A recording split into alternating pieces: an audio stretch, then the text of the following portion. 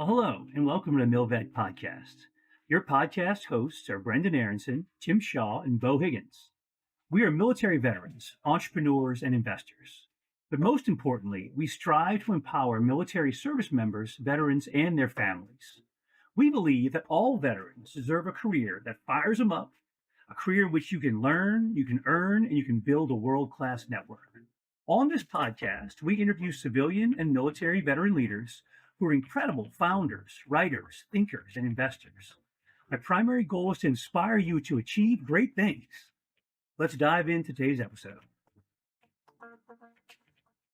Well, hello, and welcome to another edition of the MilVet Podcast. I am your host, Beau Higgins, and I have the pleasure today to be joined by my friend and fellow Marine, Kevin Hudson, and look forward to talking about his journey from the Marine Corps into life after the Marine Corps.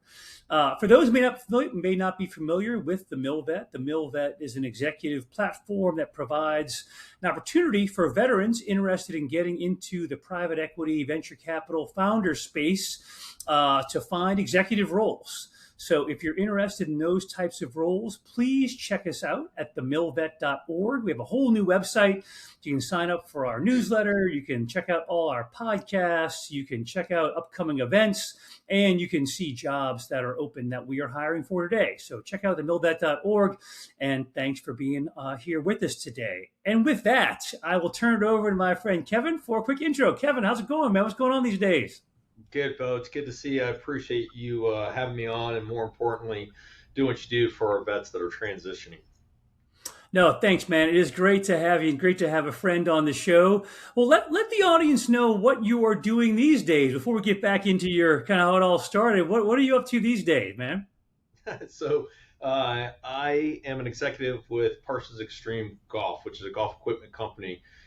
We started the company about 10 years ago, which just happened to work out perfectly with my timing. I was retiring from the Marine Corps exactly 10 years ago, and I got an offer to come work for YAM Management. YAM Management oversees, at that time, it was about 14 different companies, which ranges from commercial property management to golf courses, power motorsports, constructions.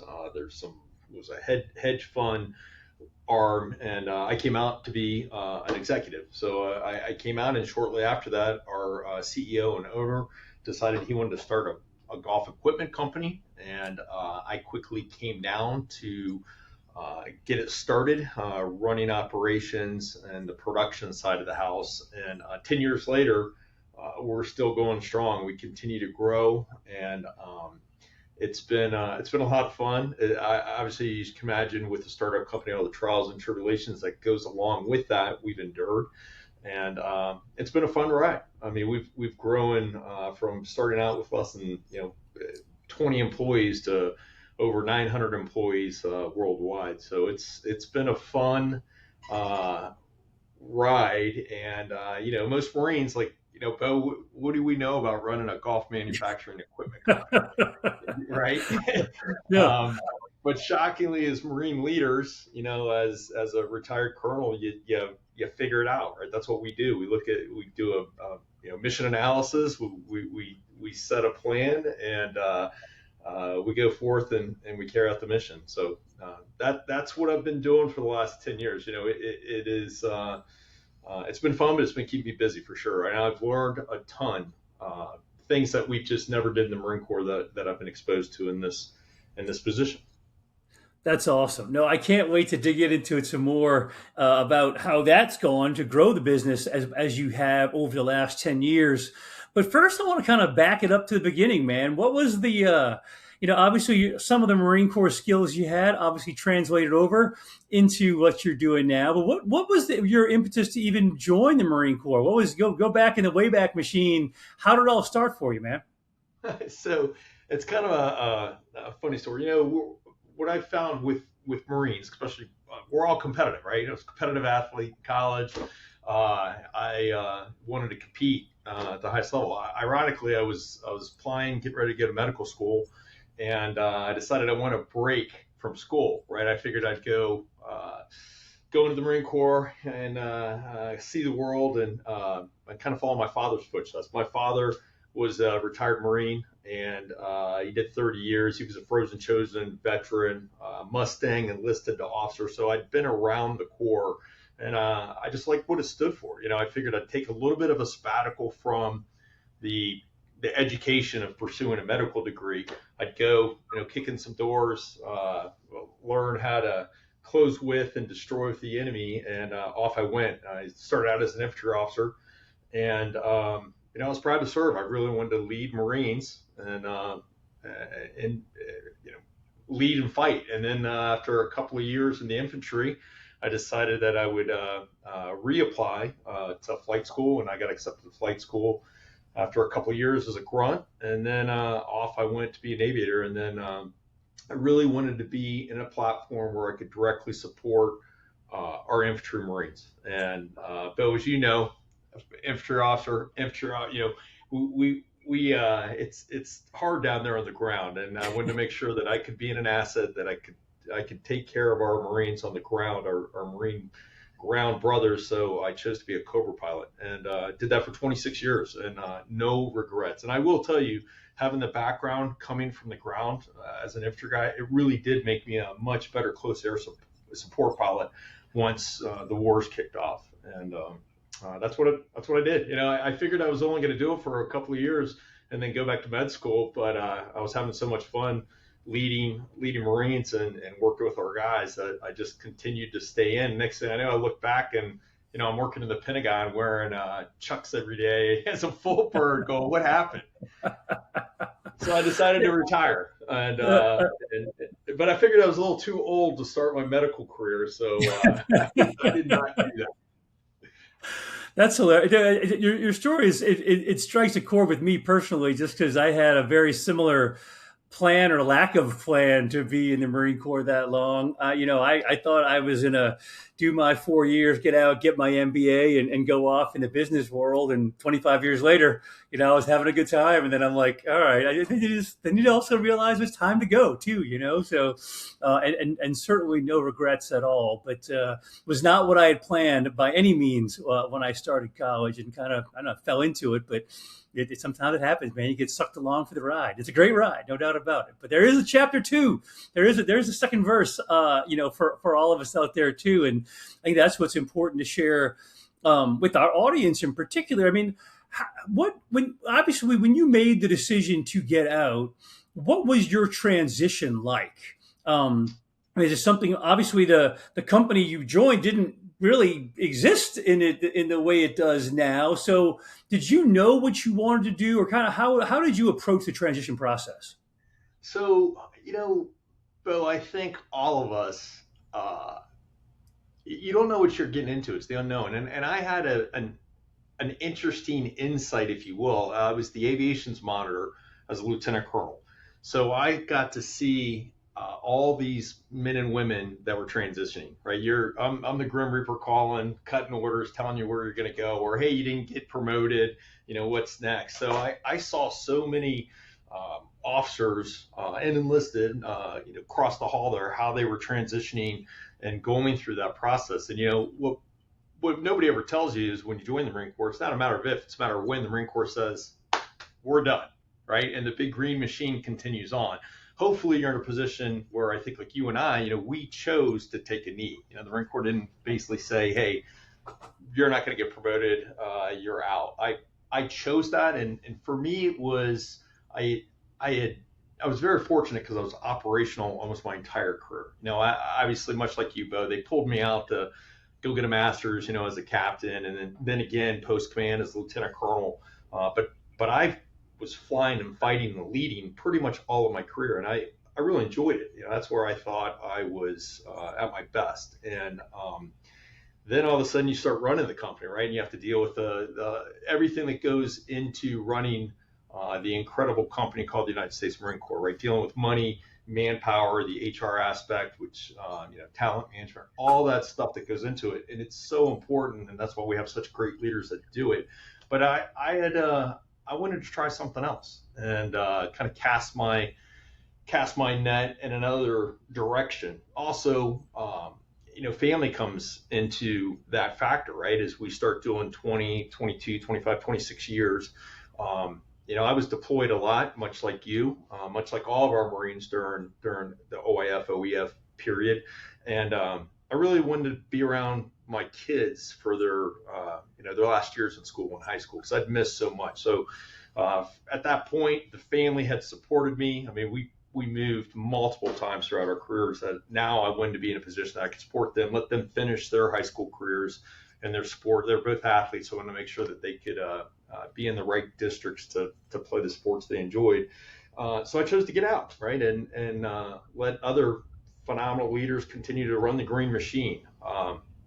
And with that, a lot of my peers went in to fly for the airlines or go into defense contracting or work as a government agent, if you will, a GS job. But I figured I'd already did that, and I wanted to challenge myself, right, and with something else. I wanted to see if I could succeed in a completely unknown world that wasn't defense related.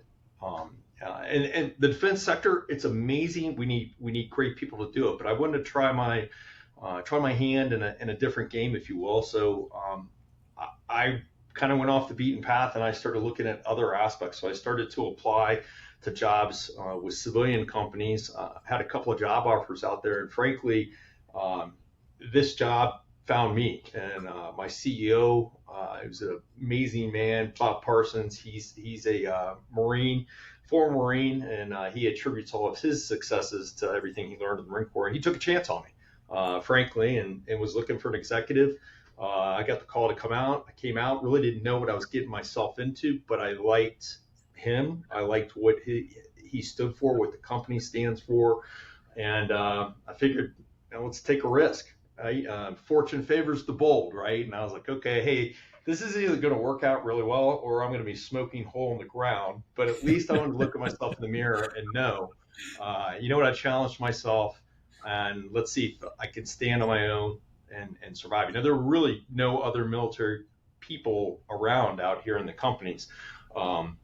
There was 3 or 2 other colonels that had been hired previous years ahead of me that were floating around in the other companies. So I kind of leveraged them. That, it's all about networking, right? They knew I was retiring. They kind of pulled me out and presented me to Mr. Parsons. And at that point, he took a chance, interviewed, and hired me. I think he still takes a chance on me every day, but it's been 10 years. So. But the transition is hard, right? And seeing all those guys go through as the monitor, I kind of had a unique lens to look through. I will tell you this: everybody is scared about transition, right? Because in the United States Marine Corps, Navy, whatever service you serve in, everything's been provided for you, right? You know where you're going to go. Here's your next set of orders. Hey, what do? You go to greatschools.com, figure out where you're going to buy a house, or if you're living on base or off base, figure out the great schools, and off you go. And but your medical, all that stuff is provided for you, and then all of a sudden you're out. Right now you have to provide for yourself, and you have to figure it out. And so I think there is a lot of apprehension for those men and women that are transitioning. When is the right time, right? There's always going to be that risk. And it was a bit, I was a bit apprehensive because this was a huge risk, but it certainly paid off, and I'm glad I did it. But that's how my transition worked. It worked out really well. I still feel like I'm transitioning every day. I think you definitely had a unique lens on transition, having been a monitor, just because you had to see a lot of other people that were maybe forced into it, but that were, at least it was something you were maybe more aware of than other Marines probably. Because I feel like for a lot of Marines, they don't think about it till it's almost too late. It's like, holy wow, I got to be out in 3 months. What do I do? I think it's probably on your radar a little more. I don't know if that means you started earlier or not. Probably not, but at least you were aware of it more earlier, I think, than most. And you bring up a good point. I mean, it sounds like in your case, and is so often the case, that your network is what got you that first job. Is that accurate? Absolutely. Had you reached out to them? Did they reach out to you? They just kind of know. Were they other pilots or just guys you had stayed in touch with, or what was that networking piece like for you in that time frame? It literally was. There was former artillery officer, a former aviator, and it was a cold call. Hey, my call sign's Tibbetts, and they're like, hey, Tibbetts, understand you're getting ready to retire. They had heard that I was going to take a position with a particular company, and they said, hey, would you consider moving out to Scottsdale, Arizona, and looking at working at this company? And it really just came out of nowhere. Once again, it's that networking. Guys know when you're getting out. I mean, I know guys and a bunch of young men and women that I tried to mentor throughout their careers. They were young lieutenants in my squadrons. Now they're all like, full birds and pinning on stars and talk about feeling old.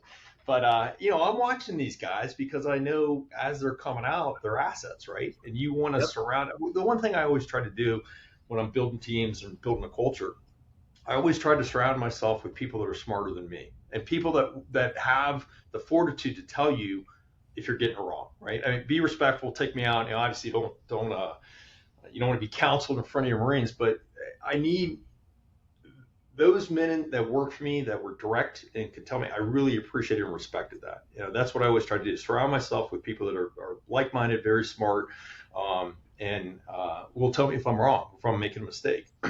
And as you see these people coming out, and I'm sure, Beau, you do it with guys that you used to mentor, and now they're coming up through the ranks, and they're getting out. Sometimes they'll reach out to me, sometimes they won't. I'll just kind of check in on them because that's what we do, right? Marines check in on other Marines and ask them how they're doing. If I know somebody's getting out, if we have an opening, we try to pull people in, obviously, because you want to get the best of the best. But I fortunately, much like you, I sit on a bunch of boards, basically pro bono charity boards, and I meet all these other executives that are looking for young men and women that are coming out and looking for executive positions. So I'm always kind of have my ear to the wall to figure out what's out there so we can help those young men and women transition, just like somebody helped me, right? Because I would have never. You have to leverage your contacts. And the Marine Corps doesn't stop when you get out of the Marine Corps, right? I mean, Beau, you and I still contact each other. It's from the Marine Corps.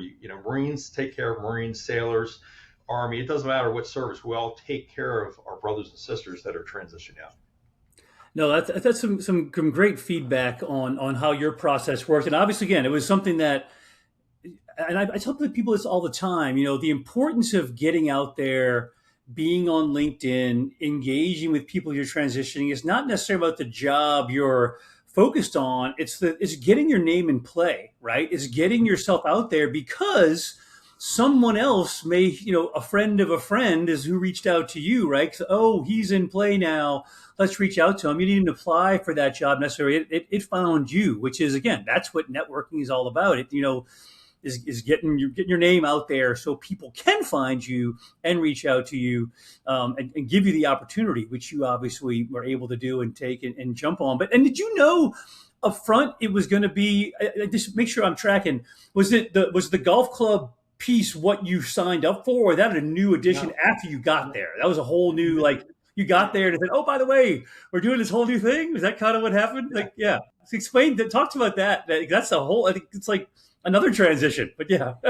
I mean, exactly, and I asked Bob straight up, what do you bring me out for? Why would, if you were going to offer me a job this during the interview process, why me? What am I going to do? And he's like, well, Marine colonels are pretty good at solving problems. So I'm going to kind of move you around. I'm going to put you into a problem set and I expect you to solve that problem. And I was like, okay, I can do that. And then, he had been working behind the scenes, right? Takes some years to find the right people, early production design. So it was kind of going on in the background with a very small team. Think 2-3 people that kind of were starting the equipment piece. And then when he decided, hey, I'm coming out, it was all hands on deck. He basically pulled me into his office, said, hey, I'm going to put you down at the equipment company. I want you to help run operations, and off I went. And what do I know about golf manufacturing? Zero. And I wasn't like a competitive golfer. I mean, I've always played the game, but never, we never have time or money when we're Marines to do it. So, I always enjoyed golf, but I'd never called myself a golfer. So quickly, I've spent a lot of time learning about golf manufacturing, continuous improvement processes, all the stuff that the Marine Corps taught us. Um, it was very applicable towards a manufacturing company, especially as like a squadron commanding officer, because guess what? You deal with supply chain management, make sure you get all the parts. You're doing with, making sure that the aircraft is up for the schedule, that you have quality control, and then you're putting the product out. The good news with golf clubs is, if we mess up an order, nobody dies, right? We just have an upset customer. So it's a little bit easier than taking care of Marines and getting an aircraft up that you can't make a mistake because somebody will die. So, but all those principles and processes, and a lot of military personnel don't realize you have those abilities, right?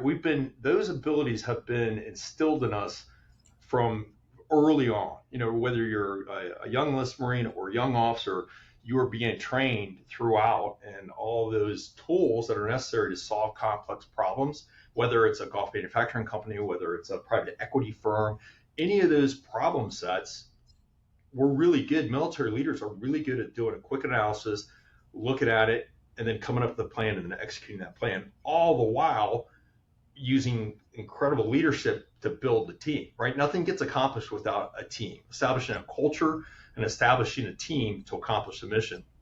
And we do a really good job at that. And I think that's the one thing that opened up my eyes. And I tell young men and women when they're transitioning, they have a lot more ability and capabilities to offer civilian companies than they think they do. Yeah, it's interesting. I talk about that with veterans all the time, because you look at their resumes and often they're not that good, and they're very focused on, like, as a pilot, I had this many hours and I flew this aircraft, blah blah blah. Or if you were a logistics officer, very focused on the job, but it doesn't capture the intangibles very well, especially if you've been in for a while. But even for our junior folks, you're going to do inventory management, right? You're going to do some type of quality control. You're going to do safety. Safety is part of what we do all the time, and companies value that. But it's rarely something you put on your resume that you can do. So all those things that we did that were part of the job, many ways, that aren't necessarily the MOS, so to speak, or what you have had to do and implement. You had done it, you never really think about being the expert in it, because again, you're a pilot, right? You define yourself by that piece of it, not all the other things that you had to do along the way. But all those other things were in fact part of the job, and what obviously allowed you to be successful in this new role, because you needed to do all of those things, but you had done in some ways in the past. So I think people I think veterans can get variable. I can only do this. I'm combat arms. Well, why would, if I want to hire me, I can blow things up. You don't know. You can do a million more things than that. You just don't know it a lot of times. And how do you open that up? How do you have veterans appreciate what they can bring to the table, whether it's in the private equity space, venture capital space, or in, any civilian space, helping them understand how their skills translate is so critical. Yeah. And, the one thing with the military does a lot of great things, but I've never seen an organization that talent manages the way that the military does, right? They take a young officer and you kind of know what that track is.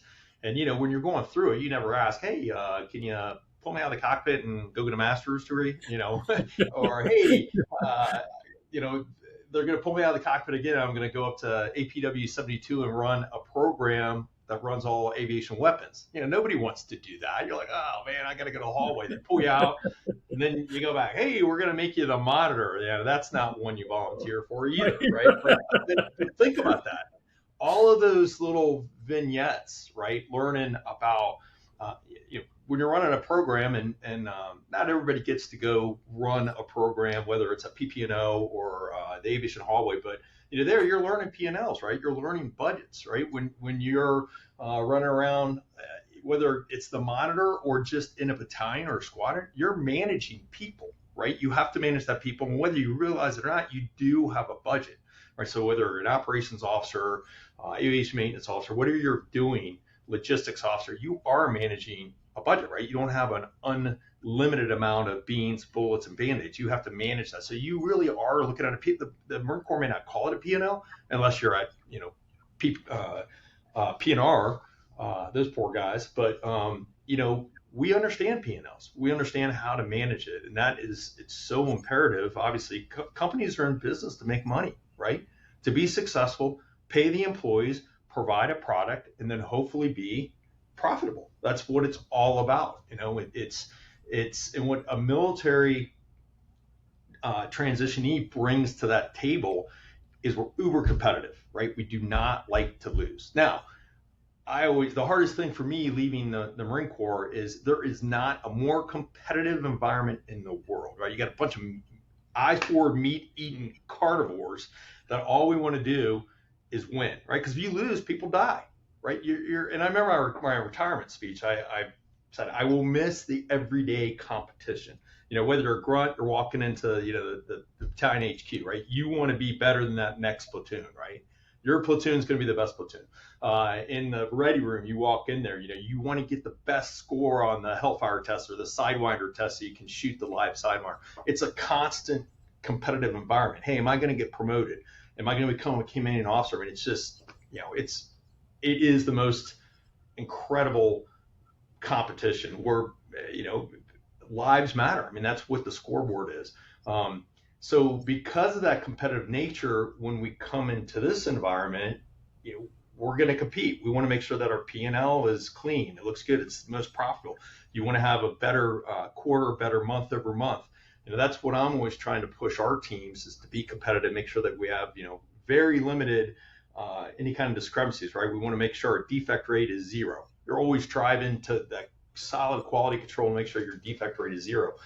And as long as we have humans there, you're always going to have some kind of defect, right? But how do we get better? How do we improve that? And that's something that we have been trained, and it's just an innate with us as we were developed as officers and in the Corps, whether you're a soldier. That's what the military does really, really well is it prepares their leaders to handle complex missions. And like you said, Beau, people don't realize the assets that they have. They don't think it's applicable towards a civilian company, whether it's a banking company, a finance company, P&E. It is. It's all relevant, and how you script your resume to reflect that is imperative. Yeah, no, I mean that's some great points you make there, and I think it takes a while for the transitioning veterans to figure that out. Unfortunately, I think a lot of times, but I mean once you're out there in the real world, you do realize that your skills translate, or hopefully you realize that your skills translate pretty well into the civilian sector. And that, for me, it's always helpful to see that other guys did it before me. Guys that maybe either I respected or guys that were knuckleheads. If they're doing it, I can do this too.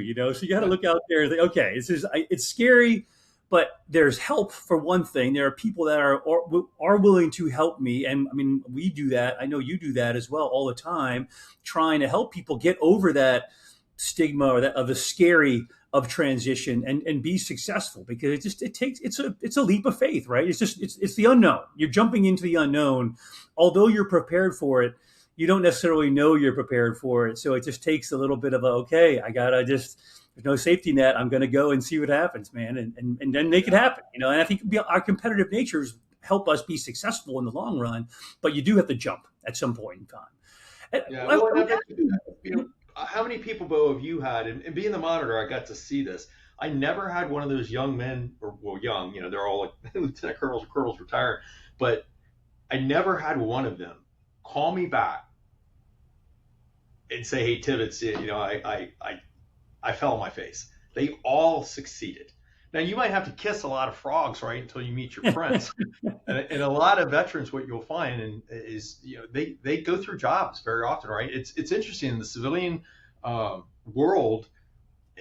Loyalty is not it doesn't matter if you work for Cisco for 6 months or 9 months. It's not looked at negatively if you've gone through 4 or 5 jobs as you're trying to do this transition. It's just not.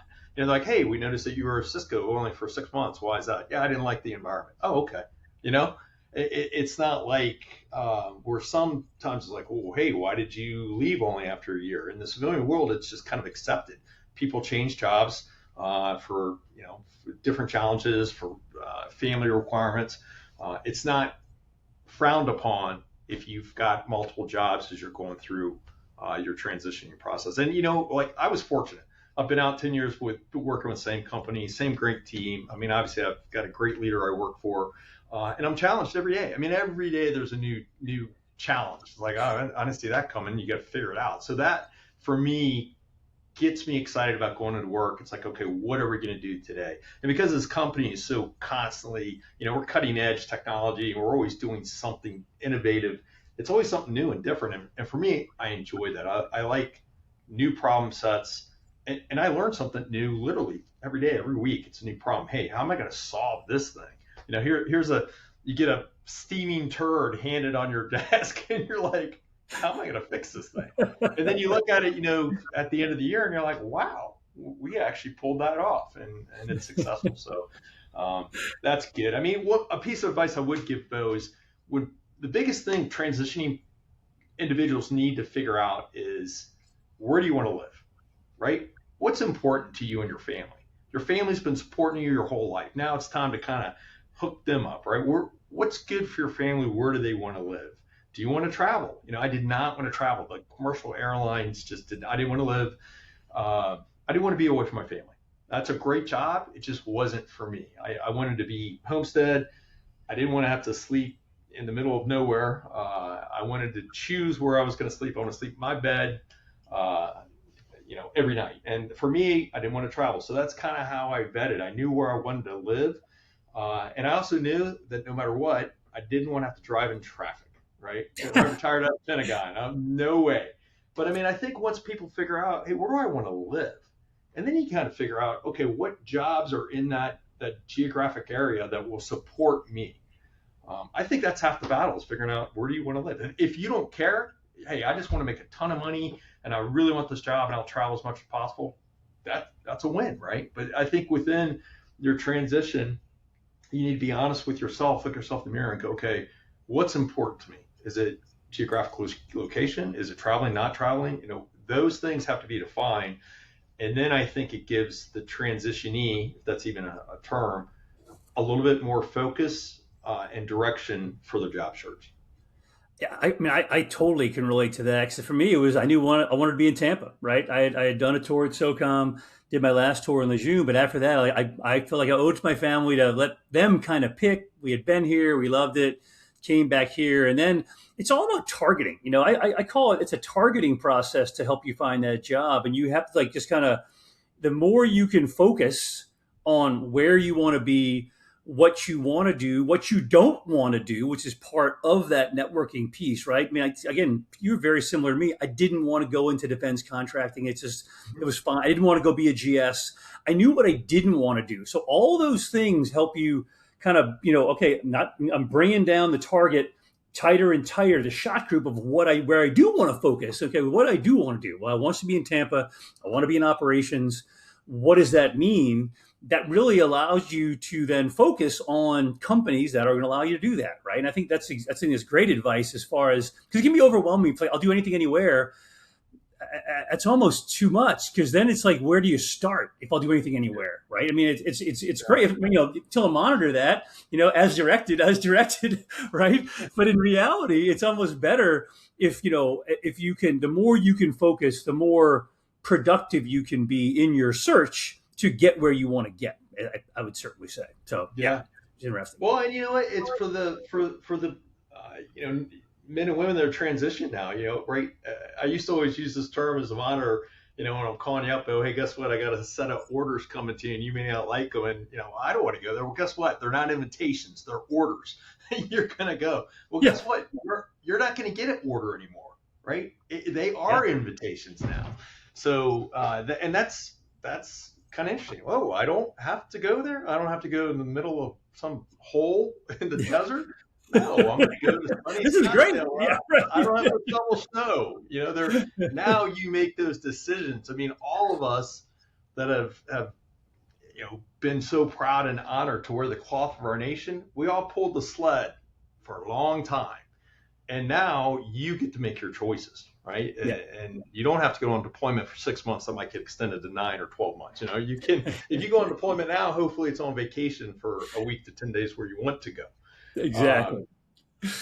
Yeah, so I think it's an exciting time for all the young men and women that are gonna watch this podcast, and it's exciting because it's now you're in control of your life, where you're going to go, which is really good. And for guys like you and I always feel like we have a covenant to those young men and women that are coming through to help them. Just like I had so many mentors to this day that I reach out to me, and they helped me in my transition as I was trying to figure out what my target area was, to use your term, Beau, where I want to be, what I want to do, what do I want to be when I grow up. And a lot of people, you're not going to love your first job. I'm fortunate. I'm probably a rarity of somebody that's had I've been with the same company, but I will tell you, I haven't had the same job for 10 years. I've moved around to different tasks, different positions. But a lot of people go through a bunch of different companies before they find the right match, and that's okay. And it's great. I think a lot of great advice that you're sharing, for our transitioning veterans. And I love the fact that, I know both of us are very involved in trying to send the elevator back down and help those that are coming up now, right? Because people helped us, and it's all about that giving back piece.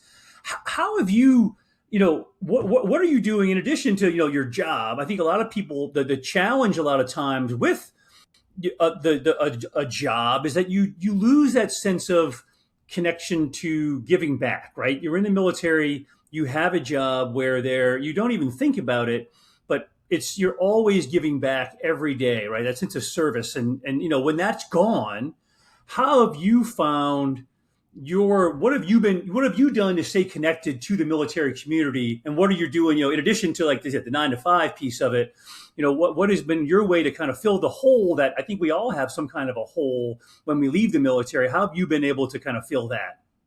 Yeah, I mean, absolutely. That was the hardest thing for me because I went very far away from the military, right? Now granted, there was 2 other colonels floating around that we would have the colonel's lunch, right? Once a month and once a quarter because our lives got busy.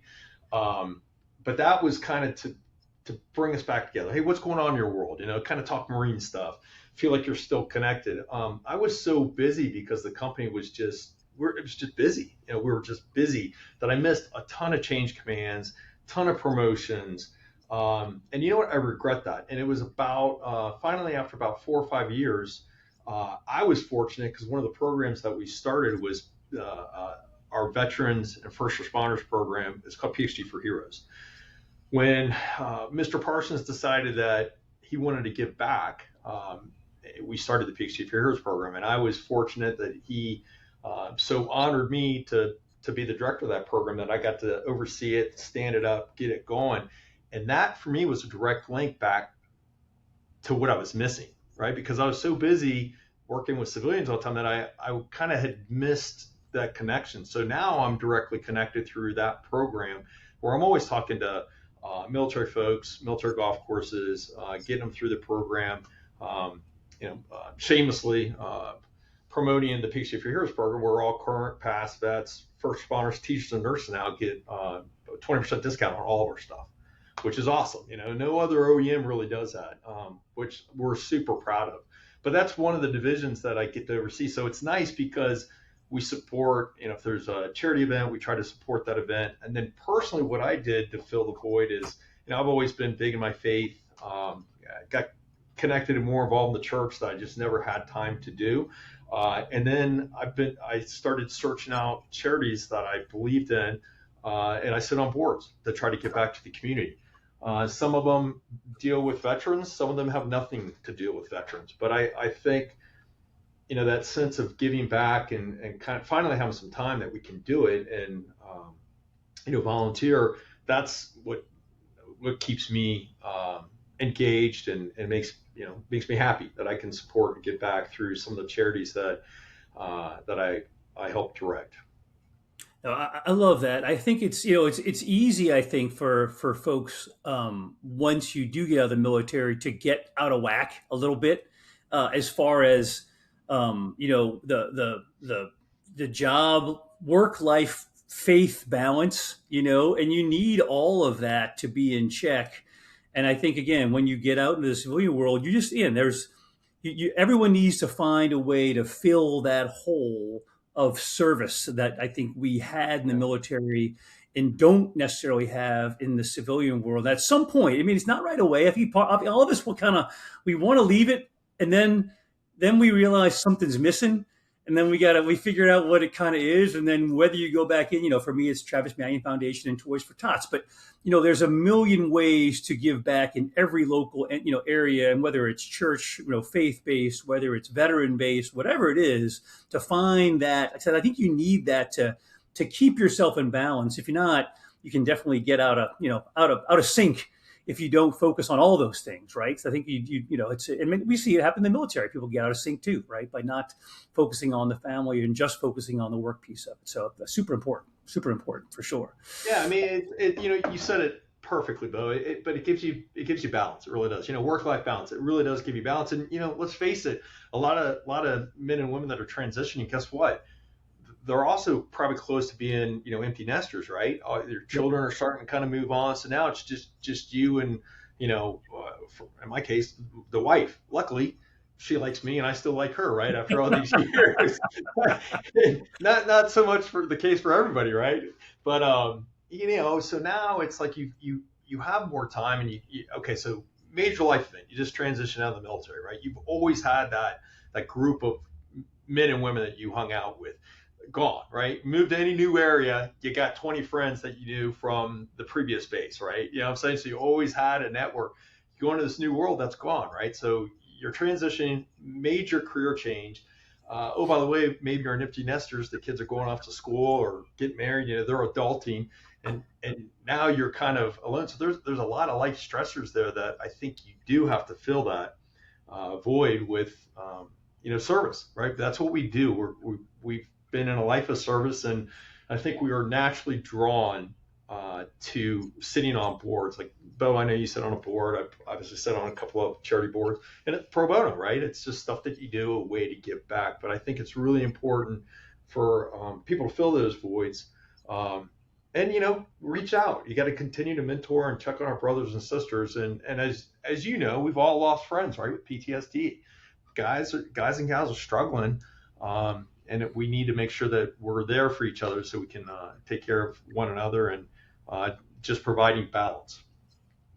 I love it, man. Hey, as we wrap things up, I've loved hearing your story, your journey from a military family to college and thinking you were going to be a doctor. I mean, I'm sure you've been a great doctor, but I'm very happy you chose the Marine Corps, and really love to hear what you're doing now.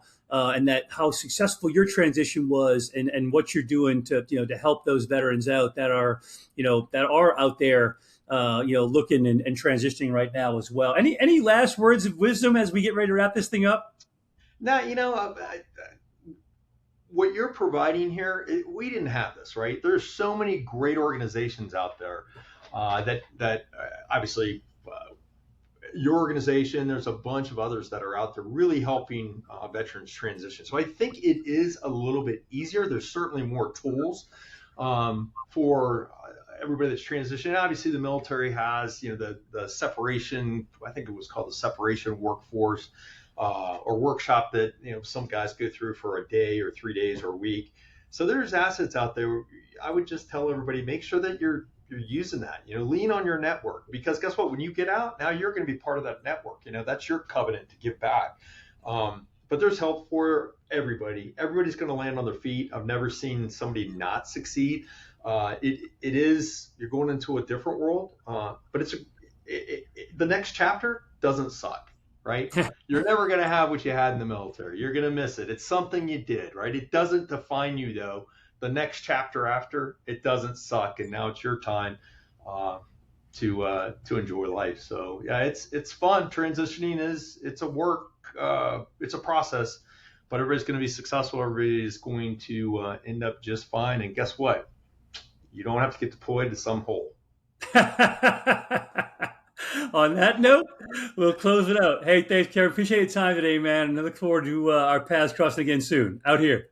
Anytime, Beau. Take care.